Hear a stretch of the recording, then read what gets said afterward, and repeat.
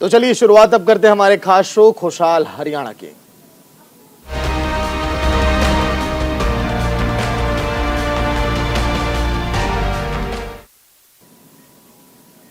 हरियाणा के सीएम मनोहर लाल की अगर हम आज के दिन बात करें तो जिस तरह से उन्होंने हरियाणा में काम किया वो आप सभी जानते हैं।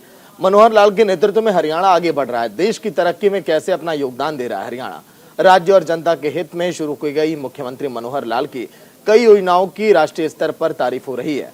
तो आइए बुलेटिन की शुरुआत करते हैं सीएम मनोहर लाल की दूरदर्शी योजनाओं से, जिससे आज हरियाणा खुशहाली के पथ पर अग्रसर है और जिन योजनाओं की आज देश भर में चर्चा है।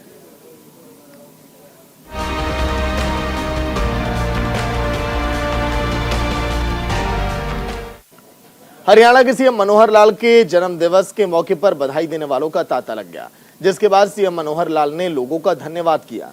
साथ ही इस अवसर पर सीएम मनोहर लाल ने नशे के खिलाफ और पानी बचाने की मुहिम को और भी मजबूत करने का संकल्प लिया है। रिपोर्ट आप देखिए।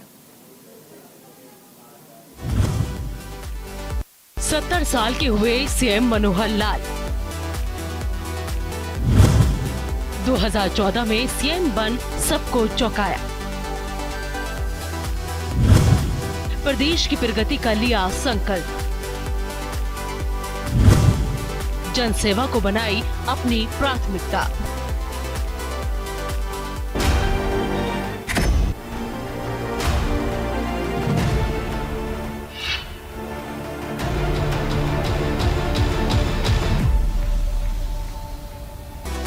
हरियाणा के सीएम मनोहर लाल 70 साल के हो गए। सीएम मनोहर लाल के जन्म दिवस के अवसर पर पीएम मोदी, केंद्रीय गृह मंत्री अमित शाह समेत राजनीति जगत की कई हस्तियों ने उन्हें बधाई दी।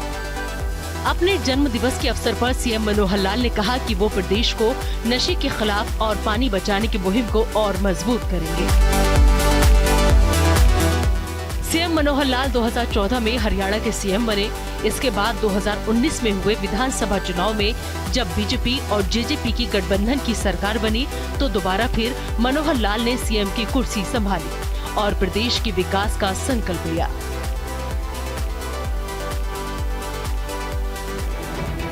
सीएम मनोहर लाल के शुरुआती दिनों की बात करें तो ग्रेजुएशन की पढ़ाई पूरी करने के बाद 1977 में आरएसएस से जुड़ गए और बाद में संघ के बड़े प्रचारक बन गए। बाद में उन्होंने बीजेपी ज्वाइन कर ली। बीजेपी ज्वाइन करने के करीब 20 साल बाद उन्होंने अपना पहला चुनाव लड़ा।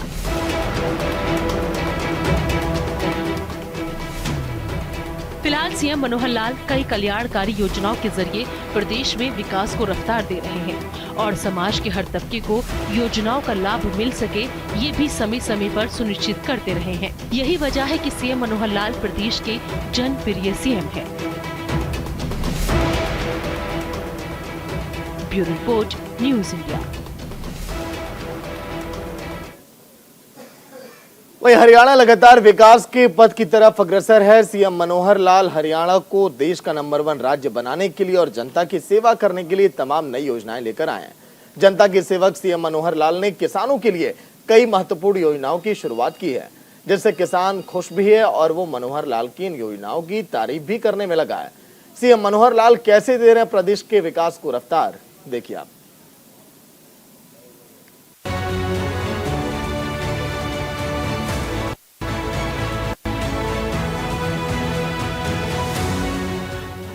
हरियाणा के मुख्यमंत्री मनोहर लाल ने कुरुक्षेत्र जिले के गांव झांसा में हरियाणा राज्य विकास विपणन बोर्ड के तहत बनी नई अनाज मंडी फेज 2 के विकास कार्यों का शिलान्यास किया।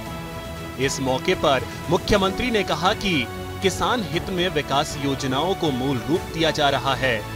इन विकास कार्यों से किसानों को मंडी में अपनी फसल की बिक्री के दौरान हर संभव सुविधाएं मिलेंगी। मुख्यमंत्री ने कहा कि आढ़तियों और किसानों को अतिरिक्त सुविधाएं प्रदान करने की दिशा में नई अनाज मंडी फेज 2 का निर्माण 8 एकड़ 2 कनाल 6 मरला में किया जाएगा, जिसके तहत 6 करोड़ 38 लाख रुपए की लागत से 3 individual platform, 1 common platform, 1 covered shed, 2 parking, पानी आपूर्ति व सीवरेज सिस्टम तैयार किया जाएगा।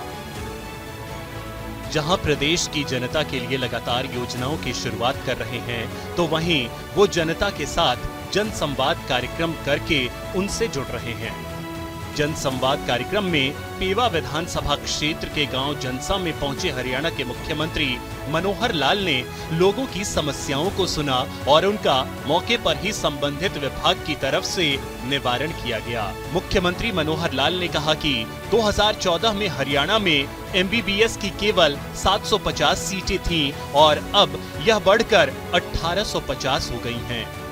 उन्होंने कहा कि सरकार ग्रामीण विकास पर ध्यान दे रही है और टेंडरिंग के माध्यम से पारदर्शी तरीके से कार्य किए जा रहे हैं। परिवार पहचान पत्र की शिकायत है, किसी का जमीन का बंटवारा है, किसी का घरेलू झगड़े हैं, भाइयों के झगड़े हैं। अब एक व्यक्ति इस लेवल का भी आया कि जी मेरा रिश्ता कराने के लिए किसी ने पैसे ले लिए, बाद में पैसे लेके चला गया, मेरा रिश्ता भी नहीं हुआ और पैसे भी ले गया। तो अब हर तरह की जनता है, नानक दुखिया सब संसार।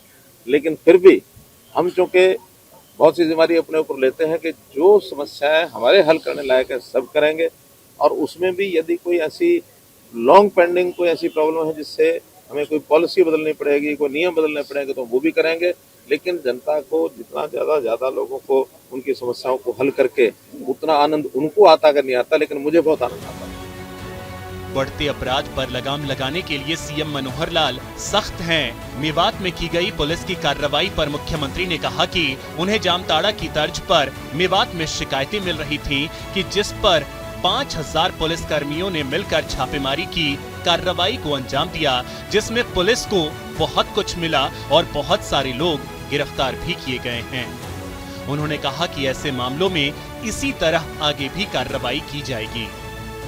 साइबर क्राइम के नाते से पुन्हाड़ा एक इलाका ऐसा है जैसे देश में एक स्थान है जामताड़ा। जामताड़ा इस काम में बड़ा प्रसिद्ध हो गया कि वहाँ साइबर क्राइम बहुत बढ़ता है। हमको नहीं पता था कि ये धीरे धीरे ऐसे इलाके में जहाँ कोई बहुत लोग पढ़े लिखे भी नहीं हैं, फिर भी पुन्हाड़ा में एक जामताड़ा की तरह का एक शिकायतें जब से मिलनी शुरू हुई, हमने आदेश दिया कि इसका छापा लगाया जाए। 5000 पुलिस के लोगों ने यानी एक साथ प्रदेश में ऐसे छापे लगाए जहाँ जहाँ हो सकता। बहुत सी इलीगल चीज़ें वहाँ से मिली हैं, कुछ डॉक्यूमेंट्स मिले हैं, कुछ पैन कार्ड मिले हैं, कुछ ये जो मोबाइल मिले हैं, और ये जो कार्ड होते हैं जो सिम कार्ड ATM कार्ड, तो इस प्रकार की चीज़ें जिसमें से फ्रॉड करते थे। तो ऐसे मुझे लगता है कि उस सारे में से कई जो ऐसे फ्रॉड हैं वो उनके किस्से जो खुलेंगे और एक उस इलाके पर पूरी ध्यान रखी जाएगी। लोग हमने गिरफ्तार भी किए हैं। तो एक ऑपरेशन ऐसा जो चलाया है, और समय समय पर पुलिस को हम जब भी कोई ऐसी समस्या ध्यान में आती है तो एक एक समस्या को लेकर के उनको कहते हैं कि इसका छानबीन करें, उसके ऊपर छापा लगाए। मुख्यमंत्री प्रदेश में शिक्षा का स्तर सुधारने के लिए प्रयासरत हैं। साथ ही निजी स्कूलों के मनमानी वसूली पर सरकार सख्त कदम उठा रही है। मुख्यमंत्री मनोहर लाल ने कहा कि प्राइवेट स्कूलों में खासकर किताबों का मनमाना पैसा वसूला जा रहा है और स्कूलों में दुकान खोलकर वहीं से किताबें खरीदने को मजबूर किया जा रहा है। निजी स्कूलों में NCERT के अलावा खुद किताबें बेच रहे हैं, जिस पर सीएम ने कहा कि अब किताबों के दाम उनके पेज के हिसाब से तय किए जाएंगे और फीस को लेकर भी पॉलिसी लागू की जाएगी।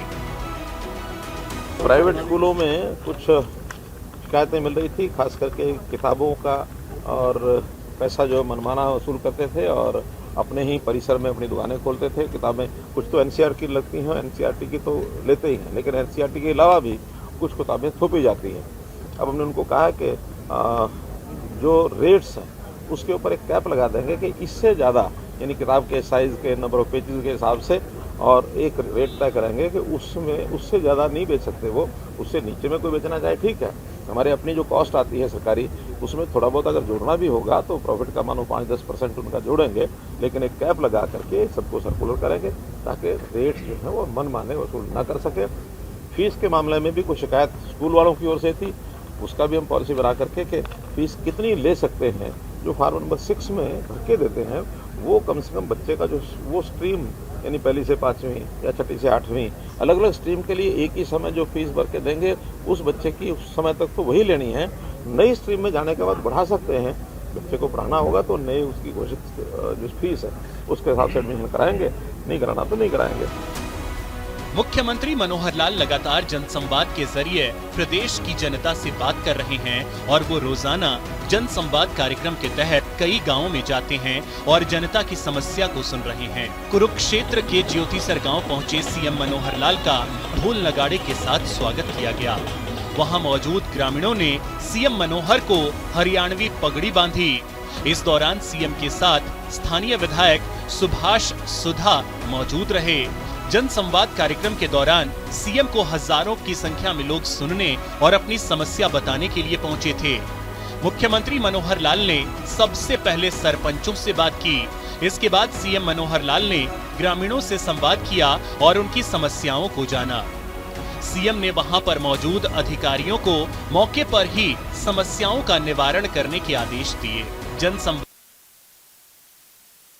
के दौरान एक महिला ने मुख्यमंत्री से अवैध शराब के ठेके को हटाने की मांग की, जिस पर तुरंत मुख्यमंत्री ने संज्ञान लिया और कुरुक्षेत्र उपायुक्त और कुरुक्षेत्र एसपी को आदेश दिए कि तुरंत अवैध शराब के ठेकों को हटाया जाए और कड़ी कार्रवाई की जाए।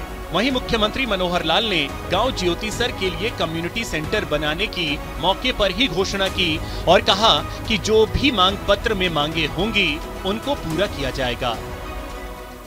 अगले साल के जब ठेके होंगे तो 30 सितंबर तक आपको लिख के देना है कि गांव में ठेका चाहिए या नहीं चाहिए, और अगर किसी जगह को बदलना है तो बदलवा सकते हैं कि ये जगह ठेका नहीं चाहिए, दूर जाके ठेका होना चाहिए। ये बात 30 सितंबर तक लिख के देनी थी। जब मुझे लगा कि नहीं ये तो बहुत जल्दी है, क्योंकि ठेके तो 1 अप्रैल से शुरू होते हैं, 6 महीने पहले कैसे कोई लिख के देगा। फिर मैंने इस टाइम को कम करा दिया था कि अब 30 दिसंबर तक कम से कम 3 महीने पहले आपको इसलिए बताना है कि उसकी पॉलिसी बनती है, ठेके जो है नीलामी पर उठते हैं, महीना भर उनकी नीलामी में लगता है और तब जाके उसका फैसला होता है कहाँ ठेका खुलना कहाँ नहीं खुलना। बहरहाल मुख्यमंत्री मनोहर लाल लगातार जनसंवाद कार्यक्रम करके जनता के बीच पहुंच रहे हैं और उनकी समस्या को सुनकर तुरंत ही समाधान भी निकाल रहे हैं। साथ ही जिस समस्या के निस्तारण में समय लग रहा है उसके लिए अधिकारियों को भी सख्त आदेश दे रहे हैं, जिससे साफ है कि मुख्यमंत्री मनोहर लाल को प्रदेश की जनता की कितनी परवाह है। जनता की सेवा करना ही मुख्यमंत्री मनोहर लाल की प्राथमिकता है। वहीं सीएम मनोहर लाल के नेतृत्व में हरियाणा विकास के पथ पर तेज गति से दौड़ रहा है। मौजूदा सरकार जनता के हित में नई नई योजनाओं को लागू कर रही है, जिससे प्रदेश खुशहाल हरियाणा की दिशा में तेजी से बढ़ रहा है। और इसी कड़ी में सीएम मनोहर लाल ने राज्य के विकास के लिए योजनाओं को अब हरी झंडी दे दी है, जिसके बाद प्रदेश की जनता अब काफी खुश नजर आ रही है। देखिए रिपोर्ट।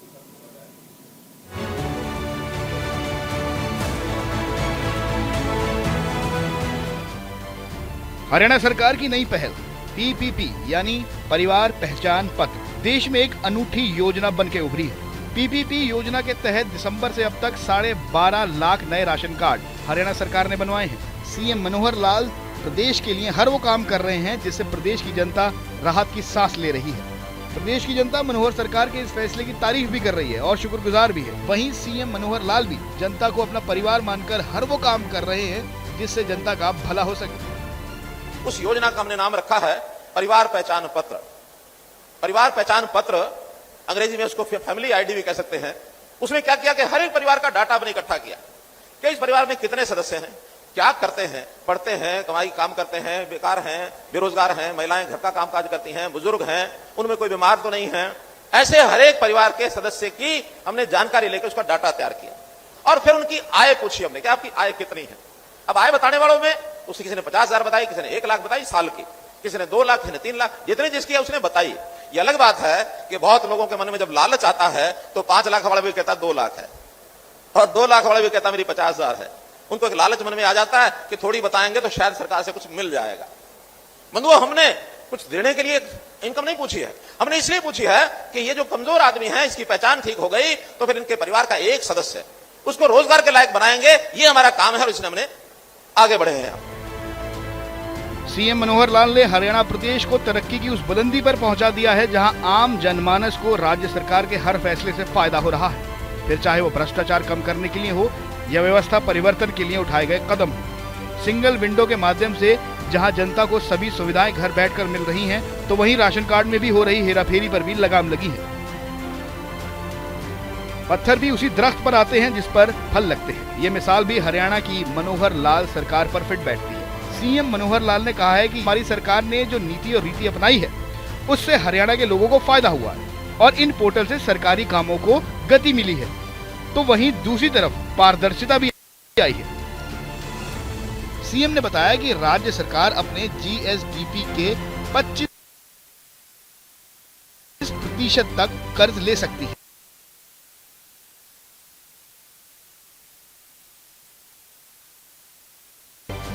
बीजेपी सरकार चौमुखी विकास कर रही है। राज्य का जीएसडीपी 10 लाख करोड़ है और इसी के अनुसार 25% तक हमने कर्ज लिया है। वहीं राज्य की बढ़ती हुई बेरोजगारी के सवाल पर सीएम मनोहर ने कहा कि विपक्ष एक निजी एजेंसी के आंकड़ों का सहारा ले रहा है। ये एजेंसी कभी बेरोजगारी का 24%, तो कभी 34%, तो कभी 37% बेरोजगारी दर्शाती है। इसके आंकड़ों पर भरोसा नहीं किया जा सकता है। मुख्यमंत्री की माने तो पीपीपी एक परिवार का डेटा है और इस डेटा में जो बेरोजगार हैं, उन्होंने खुद इसकी सूचना सरकार को दी है और पीपीपी के डाटा के अनुसार राज्य में करीब 5 से 6% बेरोजगारी है। सिंगल विंडो सिस्टम परिवार पहचान पत्र के माध्यम से मनोहर लाल सरकार की तमाम योजना का लाभ हरियाणा के 3.25 करोड़ जनता को पहुंचा रही है। तमाम सरकारी पोर्टल के जरिए से जन सुविधा को जनता तक पहुंचाना हरियाणा सरकार का परम लक्ष्य बन चुका है। तो चलिए इसी के साथ खुशहाल हरियाणा में इतना ही। देखते रहिए न्यूज़ इंडिया। नमस्कार।